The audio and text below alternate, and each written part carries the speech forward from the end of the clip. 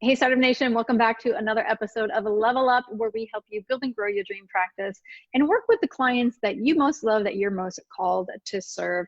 On Level Up, what we do each week is we answer your questions, most burning questions about private practice. And we are Kate and Katie from this private practice startup. And today's question comes from Jay Zachary Little. And Jay asks us, what are the pros and cons of having a private pay only private practice? That's a tongue twister there. It was about to be.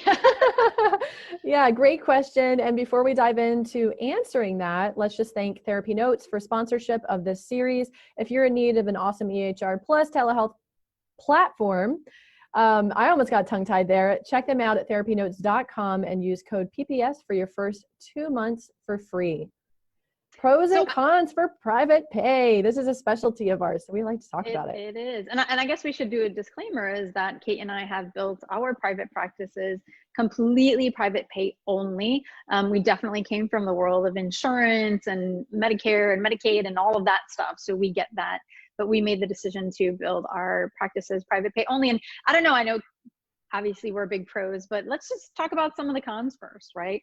So when you come into private practice, you are now a business owner, and business skills and therapy skills aren't exactly the same. So there's a huge, huge learning curve. And that's why sometimes people default to taking insurance because they're going to get referrals very quickly.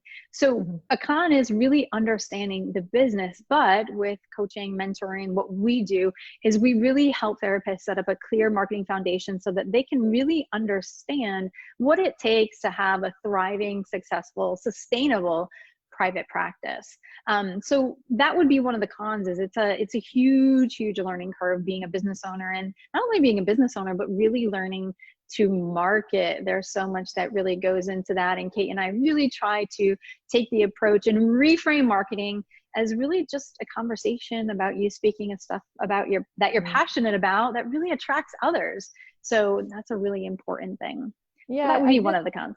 This is really a specialty of ours. And obviously Katie and I have built our 6-figure private practices. I have a group practice as well.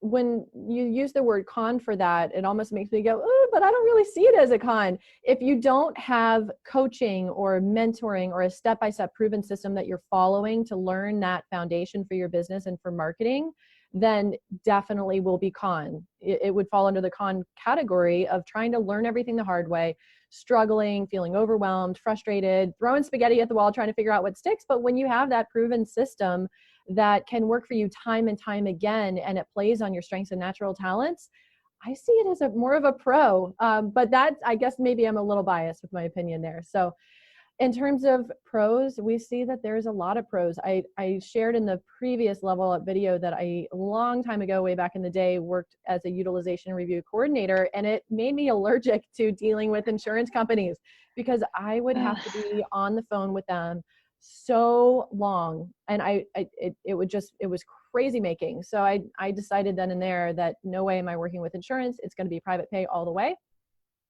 And once I had a system in place with all of the marketing and set up my business foundation in the correct way, I was able to hit those 6 figures relatively quickly. And that's what we help therapists to do. And so for Katie and I guess we have a little bit of a biased perspective in terms of the pros and cons, because we see so many more pros. Therapists are so amazing at what they do, and they have such a special gift, and they have the clients that they love to serve, that they are called to serve, and they deserve, therapists, to get paid for what they do. You know, we as therapists deserve to get paid well for what we do. The work that we do is so, so, so important. And insurance companies, certainly you have to see way more quantity of people, a huge quantity of people, to be able to make what you might want to make, to live the life that you want to live. And that's part of the reason you got into business in the first place, right? To have that freedom and flexibility to live that dream lifestyle. So private pay can allow you to do that without burning yourself out by having to see a mass amount of clients to bring in the income that you want to bring in. Katie, what do you want to add?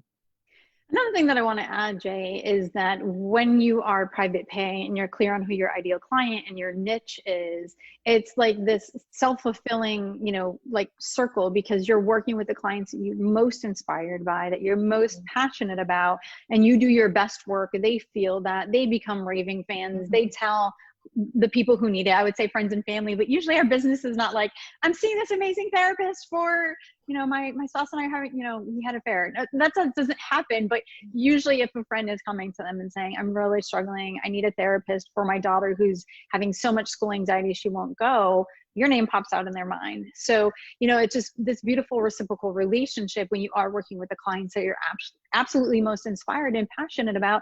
It keeps you passionately committed to the work that you do. And you want to do more, you want to learn more, you want to give more.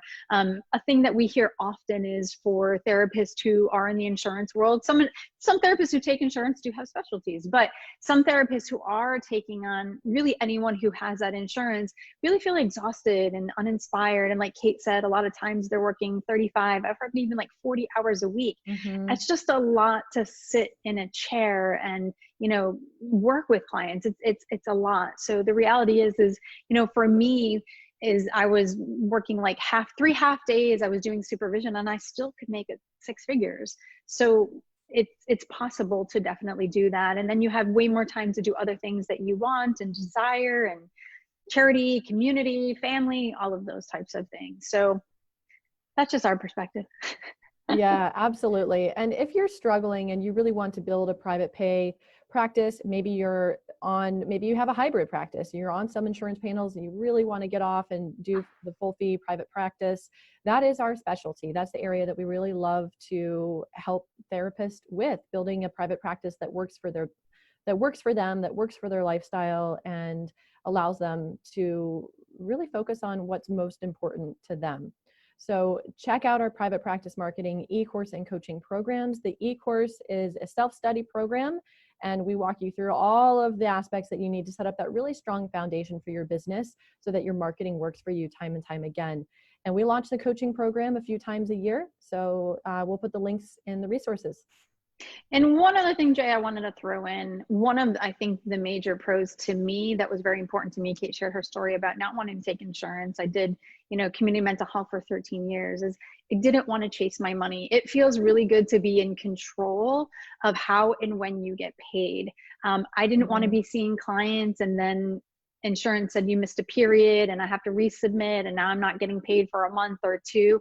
Is I wanted to know like my income was predictable. I could rely on that. And also too, when clients canceled or they just forgot, I wanted to be in control of my time and my money. And so that was really, really important to me because it took some time to really value myself as a clinician. And I wanted to get paid and be paid well for that, and really set a standard of, if I'm committing to working with you at this set time that's dedicated to you and I'm here and I'm prepared, I'm asking you to do the same.